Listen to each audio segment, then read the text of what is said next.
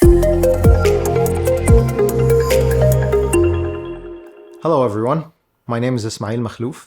I'm a Senior Specialist Solutions Architect for Data Analytics at AWS. And today, I'm going to be talking to you about maximizing business value from data. Now let's talk about the aspiration of most organizations these days. Most organizations want to become data-driven organizations. And everyone understands that data is important, that data is a treasure trove that is untapped and waiting to surface additional business value for their stakeholders. But how valuable is data really?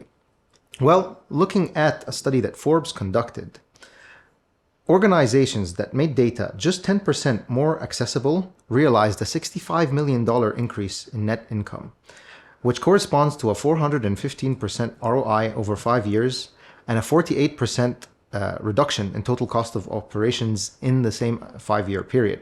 So the business value to be gained here is massive from a general perspective.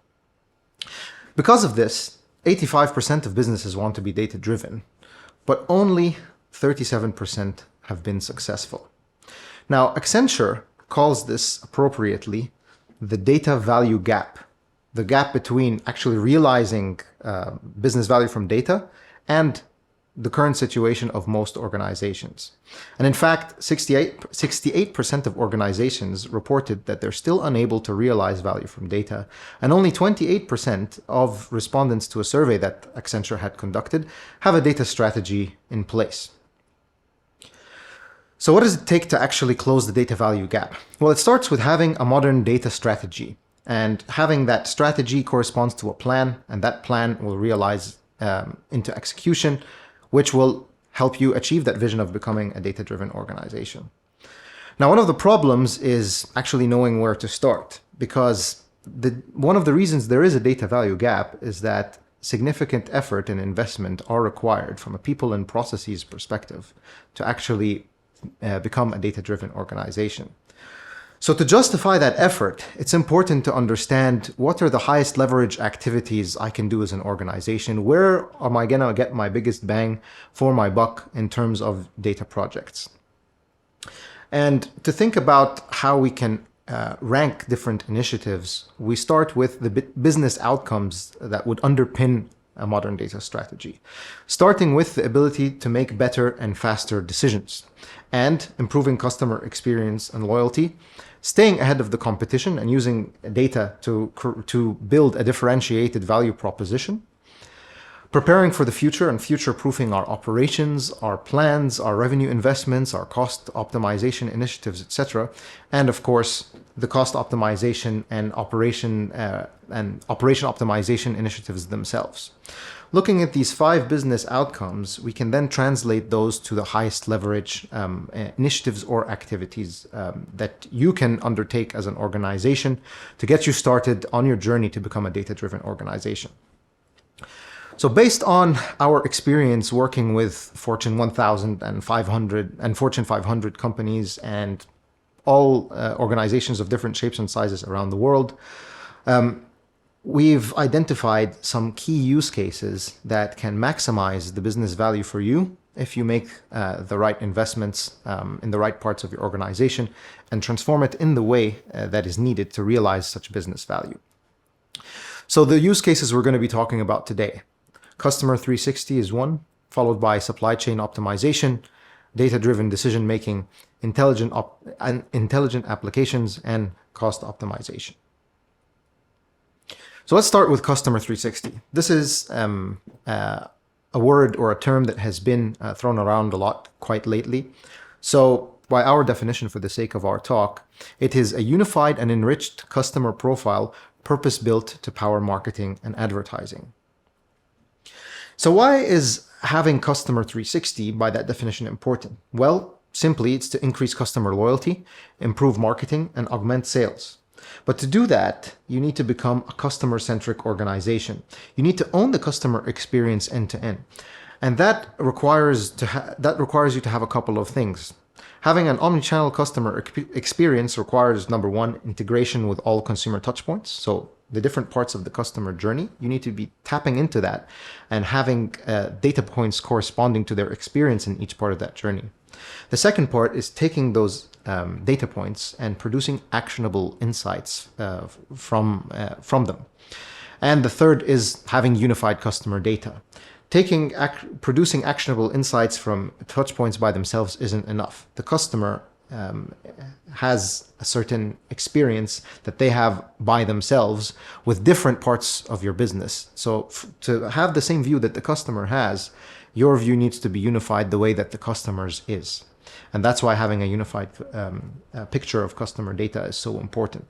So to do these three things, it requires you to become a different type of organization. Number one, a customer-centric organization, as we said, and a data-centric organization that creates this kind of mentality and process where you are continuously learning about your customer and optimizing your interactions with them.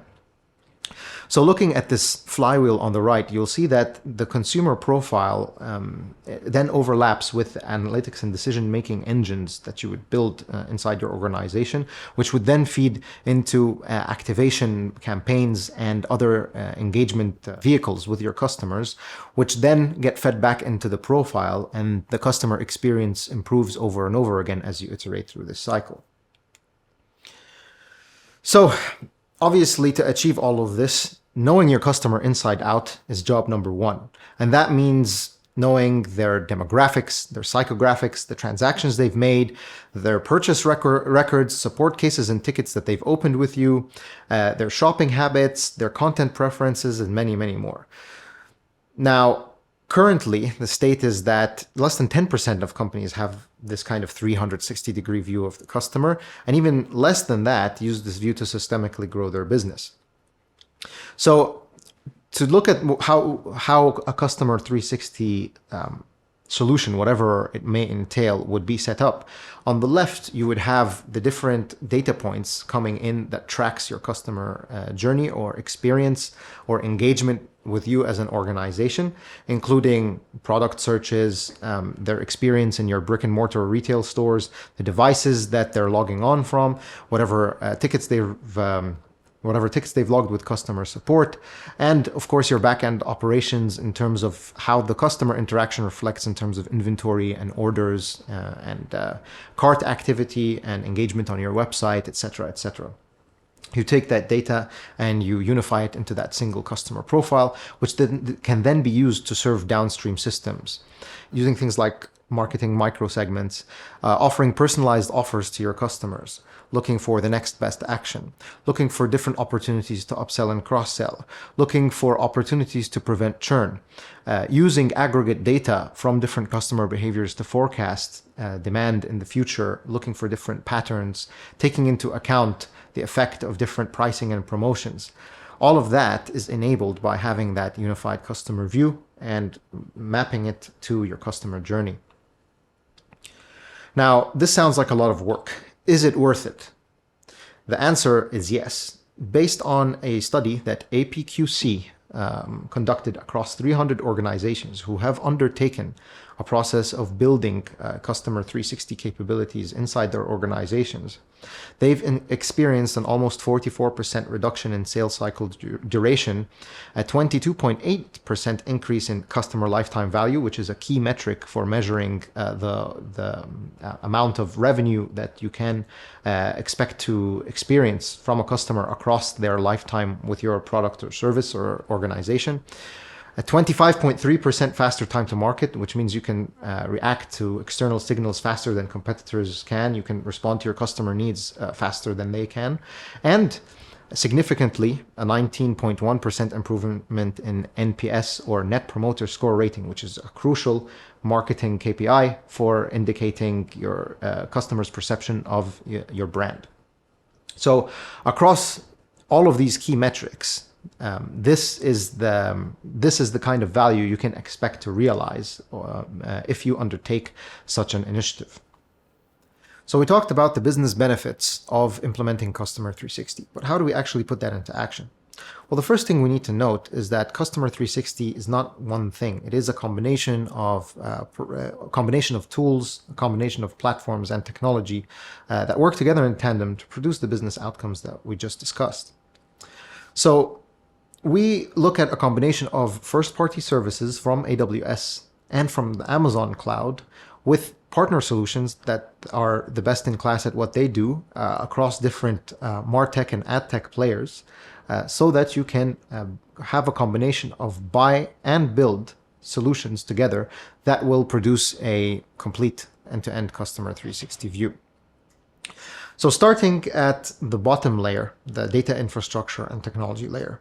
Now, since you have all of these touch points that you need to interact with, you're going to be ingesting a lot of data across your call center, your ERP, your CRM, across social media data, across chat and call data, emails, images, video, or what have you. So the technology platform ingesting this data needs to support structured, unstructured, and semi-structured data so that you can land it and have it in one place. And then you can combine it with solutions from Segment, for example, so that you can organize that data into a customer 360 view. Now, once you have that foundation in place, you can start to produce actionable insights from it. And that's where you go to the analytics and decision layers. This is the layer that helps marketers make the right targeted decisions continuously at scale to move customers across the journey quickly. So not just one or two campaigns, but continuously learning about customer behavior and leveraging machine learning to figure out the next best action and use other data points to enrich the customer profile and have even more targeted better next best actions that improve the customer experience. And then finally, we move up to the activation and experience layer. And this is how customers are experiencing a brand from advertising, media, mobile, and different types of touch points that all are the interface to your brand. This is basically how your customer is interacting with your organization, and this is the layer where marketers design the customer journey in terms of awareness, interest, testing, buying, and hopefully turning the customer into a loyal customer. So combining all of these three layers together with a combination of AWS solutions as well as partners that we work with, you can then have that end-to-end customer 360 view and build that unified customer profile that will hopefully improve your net promoter score and your CSAT score for your customers and reduce churn, improve revenue, and any other relevant metrics like the ones that we talked about in the AQPC report. To put that into practice, one of our customers, Cox Automotive, had a challenge. They were concerned that the loss of third-party cookie data impacted their ability to provide personalized offers to their customers. So what they did was they built a 360 view of households that can be utilized across many different business units. And they did that from a technology perspective by building an identity graph that defines the identity and combines shoppers or prospects of a household and different leads that they could explore.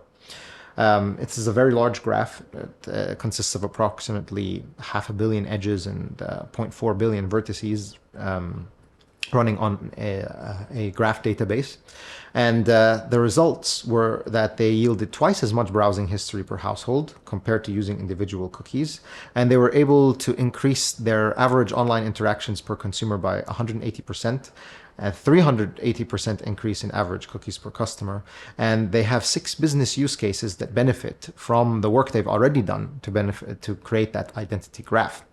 So it is a 1 + 1 = 3 type of situation. Even if you don't know in advance all of the use cases that Customer 360 will enable, even the immediate business value is enough to justify the investment, but then you will realize that it will also open up many other avenues of value as you build that kind of capability in your organization, just as Cox Automotive did. The second scenario we're going to be talking about is supply chain optimization, which involves increasing the visibility into the end-to-end supply chain to increase the demand forecast accuracy, improve warehouse logistics, and mitigate risks for your organization. So what are the challenges some supply chain intensive companies face? Well, the first is that data is all over the place.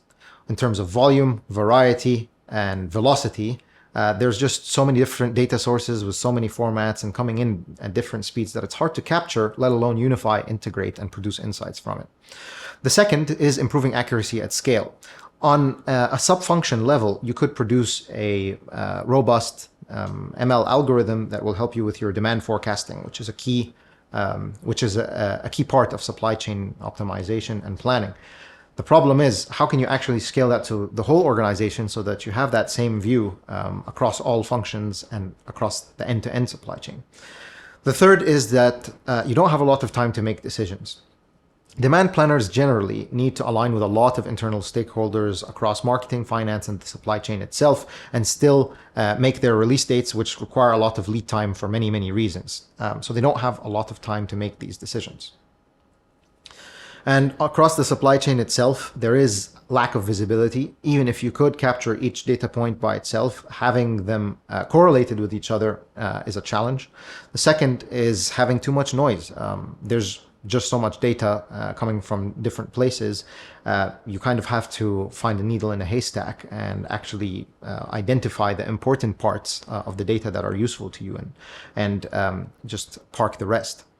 And the third is coordinating actions, having everybody in the organization working in the same context in a way that is efficient, that is agile and enables quick decision making while also capturing the same view of what's happening in the supply chain is also a challenge.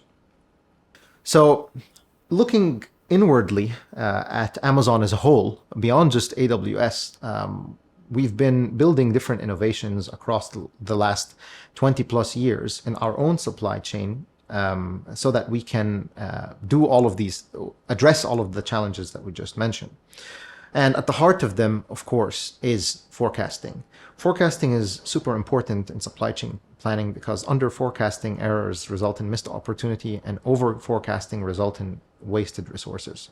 And when we started this journey in the 90s, we were using basic statistical methods that were working very well for basic data sets and capturing simple trends and patterns, but they ran into limitations as supply chains became more complex and product assortment became more varied. So fast forward on into the past 2015, and since then we've been using deep learning and sophisticated machine learning algorithms to match the complexity of our current supply chain and have really granular forecasting capabilities across regional and national levels, across different seasons, being able to correlate relationships between products, look at slow-moving versus fast-moving products, look at the effect of pricing and promotions and the effect of external events on our demand planning process. And we've taken that experience and as AWS, we've helped customers realize similar values from those kinds of capabilities where we've invested those 20 plus years. For example, More Retail, one of the largest hypermarket and supermarket chains in India, is using our forecasting capabilities to reduce food waste.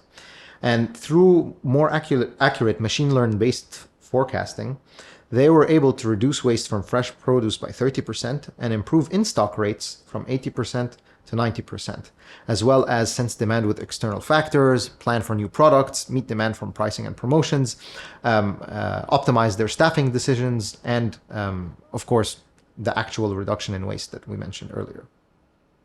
The innovation from an Amazon as a whole perspective didn't stop at just the forecasting capabilities. As you may know, maybe you've seen videos before online of our fulfillment centers and the processes that we have there. We've invested heavily in robotics and automation into the end-to-end process, and we've realized a lot of business value from that kind of automation, such as reduction in fulfillment costs, improvement in inventory throughput, increased labor productivity, improvements in space utilization, freight spend, and bin inventory accuracy, as well as the movements and the efforts of our frontline workers in the fulfillment centers themselves.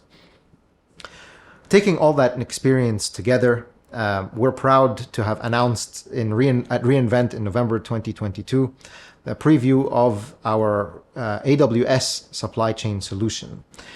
And our AWS supply chain solution allows you to do a couple of things. Number one, easily connect data across systems, addressing that first challenge, harmonizing the data into a unified view, viewing insights and risk alerts powered by machine learning algorithms, accelerating mitigation for those kinds of risks with recommendations provided by the platform. And of course, like any great cloud offering, we aspire to provide you with a flexible, elastic pricing model with pay-as-you-go pricing. To take a screenshot of what supply chain looks like, here you can get a 30,000 foot view of your inventory map across your different warehouses or fulfillment centers, and you can drill down to inventory for a specific location where you can see your on-hand, your safety stock, and your stock in transit. You can take that a step further to start flagging any kinds of watch lists for overstock and understock risks. And the supply chain solution itself will surface ML insights and potential risks like stockouts or overstock. And it will also help you predict accurate lead times by identifying which places where real-world lead times are differing from the assumptions that you've built into your planning models. And then based on that, it can also recommend different actions that you can take. And it will rank those actions based on different scores, and you can choose what option is more suitable for you. In addition to the score, you'll also see an estimate of improvements or effects or impacts on the KPIs that are being flagged as a risk or a candidate for mitigation or action, like inventory risk or CO2 emissions. Now, we also mentioned that it's difficult to get lots of different organizations collaborating in the same context. And this is why we've built this kind of collaboration module with inbuilt chat and identity, where you can have different people from different functions looking at the same view, looking at the same recommendations, understanding the same risks to your supply chain so that they can take action faster. Now, we mentioned the importance of forecasting, and we've taken the insights we've realized from our journey in building forecasting capabilities across the Amazon supply chain into the AWS supply chain solution, so you can use it in your demand planning. And this will allow you to generate highly accurate demand forecasts at lower costs. And it uses machine learning to remove the manual effort and guesswork from demand planning by delivering forecasts that are more accurate than traditional methods. And you can create, visualize, and collaborate with different users to generate a demand plan. You can also look at different metrics that are related to this demand plan. You can override the forecast. Even though it is ML based, you can explain the forecast as well, so that in your collaboration process with different stakeholders, you can finally reach a consensus on a demand plan. So, utilizing AWS supply chain, you can quickly gain visibility on your supply chain end to end. You can make more informed decisions, resolve issues quickly, and mitigate risks and lower costs. The two key use cases we just talked about, Customer 360 and supply chain optimization, require changes to be made in the organization in terms of platform, technology, and people and processes as well. But the benefits that you can realize from such a change are not limited to those use cases alone. And in fact, adopting a data-driven decision-making culture across your organization by itself, across any project, yields many benefits. And in fact, highly data-driven organizations are 3 times more likely to report significant improvements in decision-making compared to those who rely less on data. And yet, the current state is that the majority of executives rely more on experience and advice than data to make business-defining choices. And so, again, we face the challenge of what can we do to close that data value gap? Well, there are a couple of steps you can take to make your organization data-driven and have your executives trust your decision-making engines and build that into the rest of the organization's decision-making processes. And the first starts with fostering a data-driven culture, which means that culturally you need to treat data as a strategic asset and then build capabilities to put that asset to use, not just for big decisions, but also for everyday action on the front line, taking it from just the top and all the way down to the bottom and the people who are in operations, marketing, finance, sales, where it becomes part of the lifeblood of the organization. And to do that, you need to also democratize access to that data. And that means moving towards more modern data architectural constructs, such as data mesh and data fabrics, to offer flexibility, enable seamless and efficient access to data, and govern that data usage across different business units. Another way to democratize access to insights is to stop requiring people to stop what they're doing and access a different tool for insights. Instead, what you can do is build analytics capabilities directly into their workflows with context so that they can easily apply the insights to their daily activities.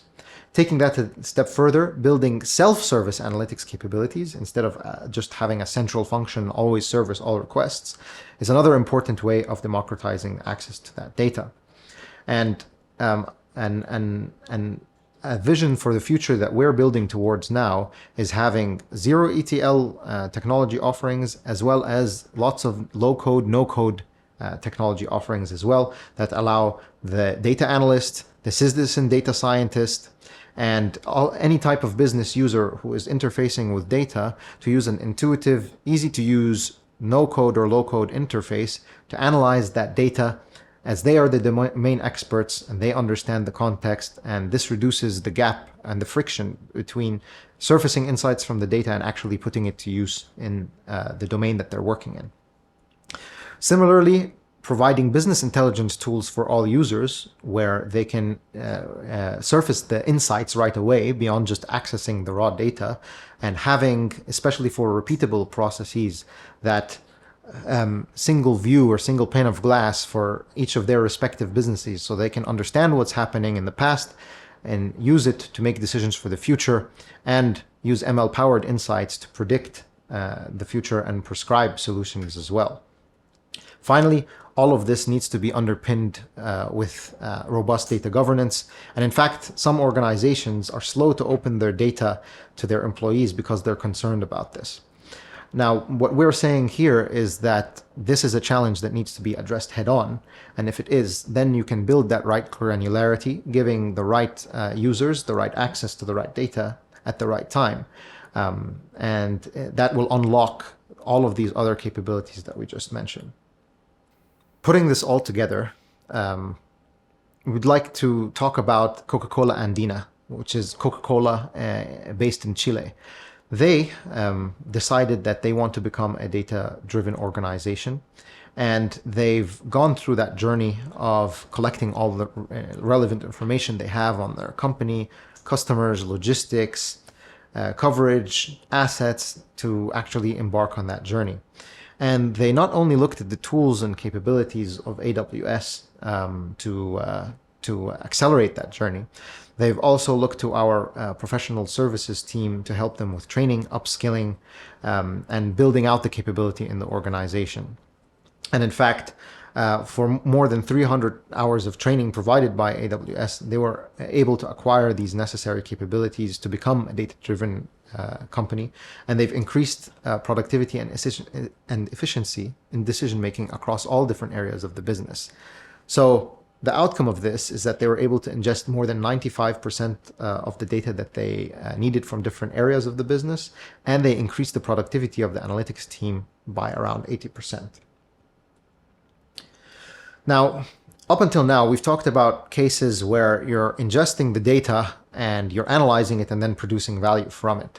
But this is not the only way to realize business value from data. And in fact, you can actually build in what we call intelligent applications by embedding the analytics and the AI and the machine learning insights into your applications themselves as they run into their day-to-day interactions with your businesses and your processes. So in AWS, we've looked across a lot of common use cases where machine learning is used. And we've used best-in-class algorithms, and our internal data science and research and product engineering teams to build robust algorithms to address each of the use cases that you see here on the slide. And we've packaged them up into reusable pre-built services that you can embed into your applications right away without necessarily having to have data science experience unless you're using pure machine learning services. But for example, for things like content moderation and fraud prevention and forecasting, all of that is ready for you to use, provide the right inputs and outputs from it, and you can provide that intelligence straight away into your application. And United Airlines has done just that, where they have created a loyalty program where they aim to maximize engagements with their customers, and they use this to provide bespoke, personalized offers to the customers using the loyalty program. And they succeeded and saw much more engagement overall in the app, especially among millennials who they were targeting, and they saw an uptick based on embedding intelligence into their applications. So we talked about different use cases that will hopefully help you improve your top line. But to maximize ROI, we need to talk about the bottom line as well. And that means keeping your costs lean. So we're going to be talking about how AWS can help you optimize your costs. One way we help you do that is to optimize the cost of scaling information infrastructure. And we do that in a couple of ways. Number one is by offering elastic scalability capabilities through our services. What that means is you can scale up or down or out or in, depending on how much additional capacity you need to add to your services to match an uptick or a spike in demand, and then lower it once that demand is lowered again so that you're not over-provisioned or under-provisioned. Another way, the second thing that we help with in that regards from the information infrastructure perspective is providing managed services and service level agreements so that we manage a part of your technology stack that has to do with managing the infrastructure, and you can focus on the part of the technology stack that adds value to your business. The third way that we do this is to optimize for price performance. We build in optimizations for price performance when we are designing and tweaking and modifying our services. So for example, if we talk about our data warehousing solution, we offer 3x better price performance than other cloud data warehouses. Another way we help with the optimization of cost for the information infrastructure scalability specifically is providing different mixes of on-demand and reserved instances. So if you are not yet aware or comfortable with the predictability of demand for a certain service, you can use it in an on-demand pricing model. And once you have a steady state workload that has predictable demand, you can then further optimize your cost by reserving instances and getting further discounts for that. The second way we can support is by optimizing data integration costs. So just like with data warehousing, our data integration services can be up to 1.6 times faster, for example, than other third-party managed services, with up to 1/10 of the cost. And again, this is something that we continuously improve. In addition, we offer a variety of data integration services like managed open source, managed proprietary, visual interfaces, script-based interfaces, notebook interfaces, fully code-based or low-code or no-code based. So you can optimize your engineering effort, you can optimize your licensing cost, and you can optimize your mix of technology choices that will produce the best price mix for your organization and your use cases. We also have a vision of having a zero ETL future, as mentioned before. And having a zero ETL future and adding integrations between different analytics services means you can save on the compute cost of building ETL and the engineering cost of having to manage and build and fix and maintain several ETL pipelines. The third way we can support you on optimizing your cost is to upskill staff to improve productivity. And that involves training and certification. It involves immersion days, workshops, and hands-on labs that we can support your team on. We can help with prototyping, experimentation, and design teams that can co-create assets with your engineers and data scientists and data analysts. We have our professional services team that can help with end-to-end strategy or implementation of complex projects or programs. And we provide significant investments for funding, for migration, for modernization, and for transformation projects as well. So to recap, there is a need for organizations to build data-driven capabilities. However, there is a gap between having the data and realizing the value from it. Closing that gap requires assessing the highest value use cases for your business. Thank you for staying with us for the whole session. Hope you enjoyed it. Hope you realized some value from it. So please complete the session survey. And thanks again for listening. These are my contacts. Happy to discuss with you specific details about your data journey. Thank you.